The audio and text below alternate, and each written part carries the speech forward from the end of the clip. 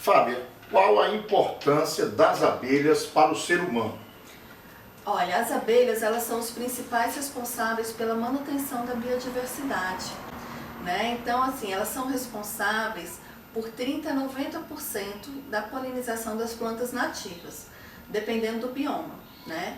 E, então, com essa polinização, além delas garantirem a produção de frutas e sementes, elas ainda garantem a alimentação animal. Tá? Então, o que a gente diz? Que se a gente tem uma extinção das abelhas, a gente vai acabar tendo uma extinção em cadeia, né? Primeiro vem as abelhas, depois as plantas, né? E depois os animais que eram dependentes dessas plantas também começam a entrar em extinção, até chegar na gente, né? E nos animais, inclusive, o ser humano. O ser humano, exato. Bom, eu queria que você falasse um pouco das abelhas aqui no nosso estado, aqui no Piauí. Qual a importância da abelha do ponto de vista econômico? Como é que o Piauí... Quem é o piauiense que trabalha com isso, né? E que risco que a gente corre de extinção das abelhas? Por questões climáticas, por questões de uso de agrotóxico, enfim, até da extensão da própria cultura da soja, que você falava aqui em off. Qual é o quadro que você vê aqui no Piauí? Bom, o Piauí, pelos dados do IBGE, nós temos 9.000 propriedades trabalhando com apicultura, né?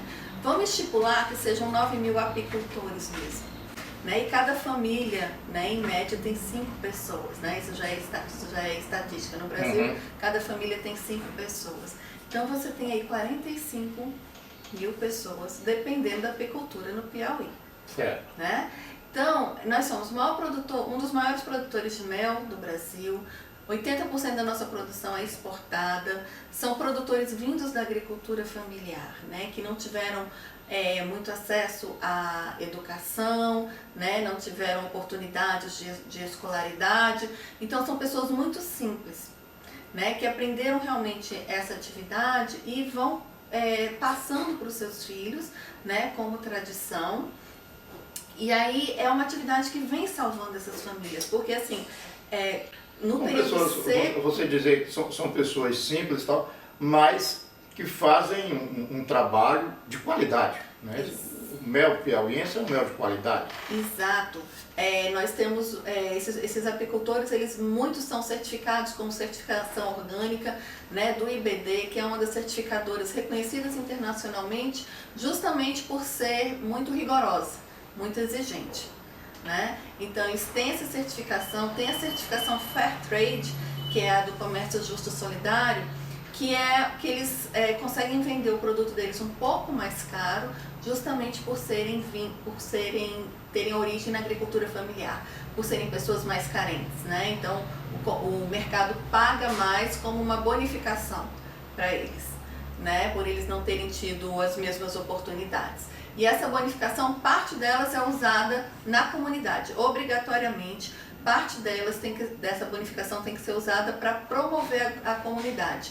Eles se reúnem, decidem como vão usar esse prêmio, né? Se é em escola, se é com saneamento básico, se é construindo poço, é uma decisão da comunidade e o benefício é para ser coletivo. Nós estamos gravando a entrevista hoje, quinta-feira, e amanhã, sexta, acontece a mobilização global pelo clima. Nós aqui estamos falando das abelhas, de uma forma geral, das abelhas do Piauí, mas a Amazônia e o Cerrado brasileiro estão sendo devastados pelo fogo. Enfim, Flávia, como é que você vê esse momento? É chegada a hora de realmente se pautar a questão do meio ambiente como a questão a ser tocada a sério do ponto de vista da política? Pois as pessoas falam muito que a gente tem que produzir alimento, e nós estamos produzindo alimento a qualquer custo atualmente, né? E o que acontece?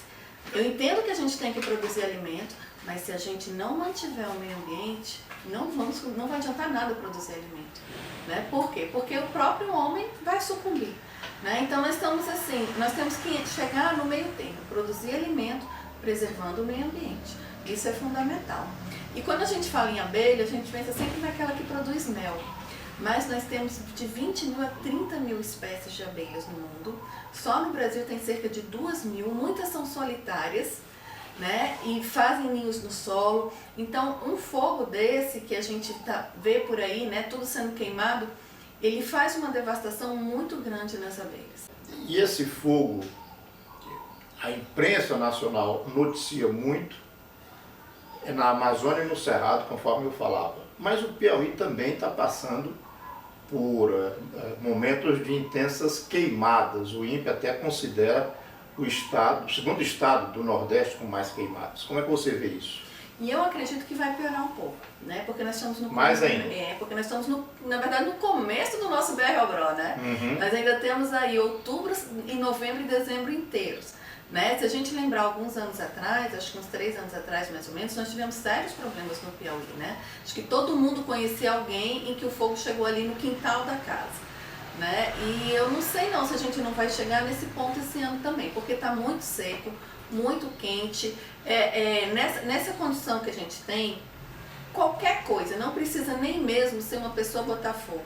Um caco de vidro que foi jogado no meio do mato já pode servir causar um incêndio. Exatamente. Nós estamos nessa situação atualmente, né? Então eu acredito que a gente ainda vai piorar, infelizmente. A manifestação pelo clima é chamada para sexta às 5 horas da tarde, na Praça Pedro II. Você vai estar lá? Eu estarei lá falando um pouco sobre as abelhas, a importância delas na questão das condições climáticas.